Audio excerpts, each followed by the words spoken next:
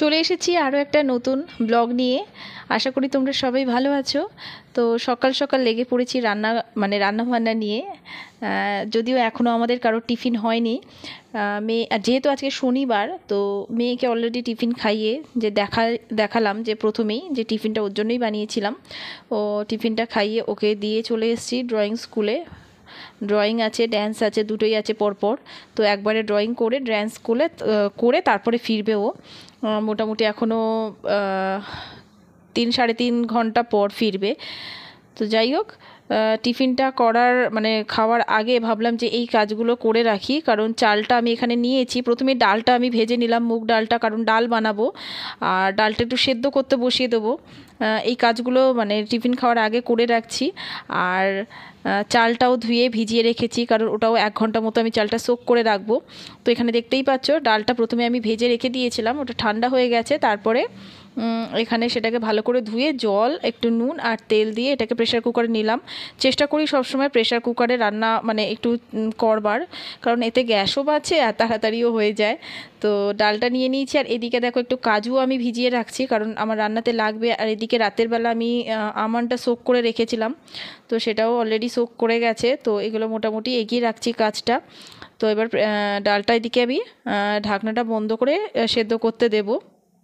তো মোটামুটি আর কী বলো তো, এই রান্নাবান্নাগুলো একটু এগিয়ে রাখলে টিফিন খাওয়ার আগে, তো তারপরে একটু সাথে সাথে না টিফিন খাওয়া দাওয়ার পরে রান্নাবান্না করতে ইচ্ছা করে না, একটু মনে হয় রেস্ট নিই।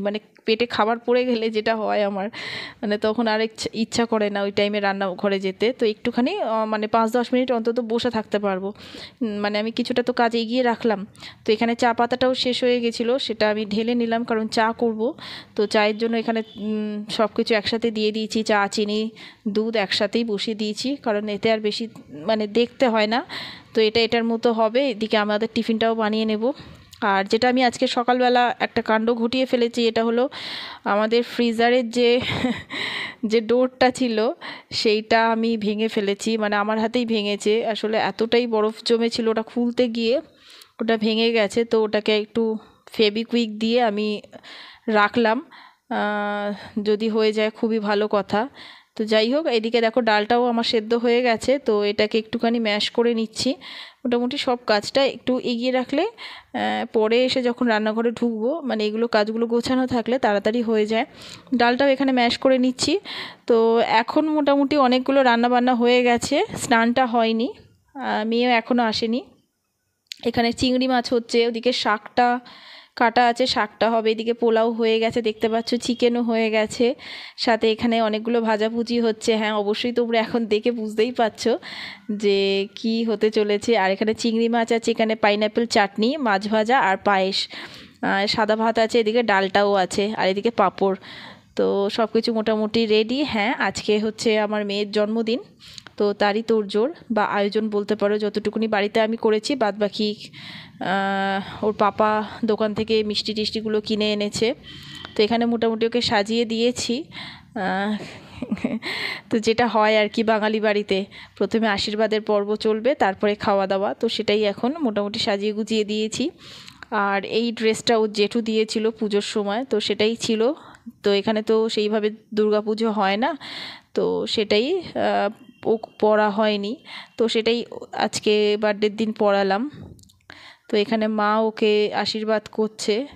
আমরা দূর্বা পাইনি, কারণ বাড়ির পাশে যে ফুলের দোকানটা বসে, সেখানে যতক্ষণে পৌঁছেছে ততক্ষণে সব কিছু শেষ হয়ে দোকানপাট গুছিয়ে তিনি বাড়িতে চলে গেছেন। আর ছাদেতেও এখন ইদানিং কোনো কিছুই নেই, তো দূর্বাটা পাইনি, শুধু ধান দিয়েই এখানে আশীর্বাদ পর্ব চলছে, আর সাথে পায়েস খাওয়ানো। আর ওর তো খুব আনন্দ, ও এমনিতেই গতকাল কি তার আগের থেকে বলছিল যে দেখবে আমার জন্য কত কিছু রান্না করে। তো এইগুলো মোটামুটি এখনও বুঝতে শিখেছে যে জন্মদিন মানেই অনেকগুলো খাবারের পদ একসাথে থাকবে, অন্যান্য দিনের থেকে একটু অন্যরকম, আর জিনিসটা ও ভীষণ এনজয়ও করে। তো এখানে মা প্রথমে আশীর্বাদ করলো, তারপর এখানে ওর পাপার আশীর্বাদের পর্ব চলছে। আর এদিকে ব্যাপারটা হয়েছে কি, আমাদের বাড়িতে একজন এসেছিলেন, তিনি এখন গিটার নিয়ে ওদিকে টুংটুং করে আওয়াজ করছে, সেটা তোমরা আওয়াজ পাচ্ছ নিশ্চয়ই। তো যাই হোক, দেখতে থাকো, আশা করি ব্লগটা ভালো লাগবে।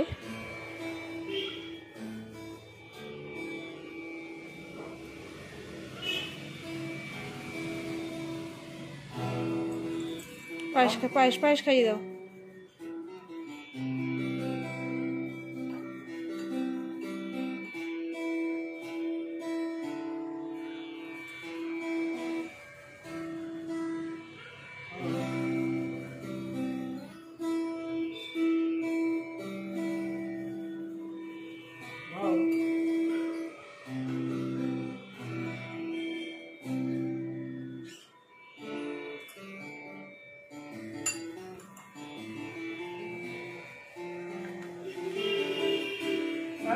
আর এটা হলো সন্ধ্যেবেলা, মোটামুটি খাওয়া দাওয়ার পর্ব শেষ হয়ে যাওয়ার পর আমি কেকটা বানিয়েছি, কারণ তারপরে বলছিলাম যে আজকে থাক, তোকে কেক আর কাটতে হবে না, আর পাচ্ছি না কেক বানাতে। তো বললো যে না, বার্থডে হবে, কেক কাটবো না, সেটা কি করে হয়। তো তারপরে আরও 10 মিনিট মতো রেস্ট নিয়ে তারপরে মানে সব কিছু ক্লিন করে দিয়ে কিচেন ক্লিন করে তারপরে গিয়ে কেকটা আমি বানিয়েছি। এখন মোটামুটি ওই 9টা বাজে। তো তারপরে ওর পাপা গিয়ে বেলুন আনলো, বেলুনও মানে পাচ্ছিল না, তার আগের দিন গেছিলো দোকানে, পাইনি, তো এটা মোটামুটি নিয়ে এসেছে। তো এখন কেক কাটা চলছে। তো যাই হোক, তোমরা সবাই আশীর্বাদ করো আমার মেয়ে যেন সুস্থ থাকে, ভালোভাবে মানুষ করতে পারি। তো এখানে আপাতত কেক কাটিং চলছে, খুব হ্যাপি। বার্থডেতে খাওয়া দাওয়া, কেক আর বেলুন এগুলো থাকলে বাচ্চারা ভীষণ হ্যাপি হয়ে যায়। তো ব্লগটা কেমন লাগলো সেটা কিন্তু অবশ্যই জানিও। আর এরকম অনেক ভিডিও তাহলে তোমাদের জন্য আনতে পারবো। আমরা আমাদের মতো করে ছোট্ট করে আয়োজন করেছিলাম, এখানে তো সেরকম কেউ নেই, আর সেরকমভাবে আমরা মানে কাউকে বাড়িতে ডেকে এনে খাওয়া দাওয়া বা বলা সেরকম ব্যাপারও নেই। কিন্তু হয়তো কলকাতায় থাকলে সেইগুলো হতো, অনেক আত্মীয় স্বজন আসতো। তো যাই হোক, সেগুলো এখন কিছু করার নেই, সবগুলোই মিস করতে হবে। লাইফে চলতে গেলে অনেক কিছু বাদ দিতে হবে, আবার কিছু জিনিস সংযোজনও হয়, তো সবটা নিয়েই জীবন। তো চলো, ভিডিওটা আমি এখানে শেষ করছি। আর কেকটা ভালোই হয়েছিল, অরেঞ্জ কেক বানিয়েছিলাম। অবশ্যই আমি এর ভিডিওটা মানে কেকের রেসিপিটা আমি দেব পরের ভিডিওতে। তো কেমন লাগলো সেটা কিন্তু অবশ্যই জানিও। তো এখানে আমি ভিডিওটা শেষ করছি, ভালো থেকো, টাটা।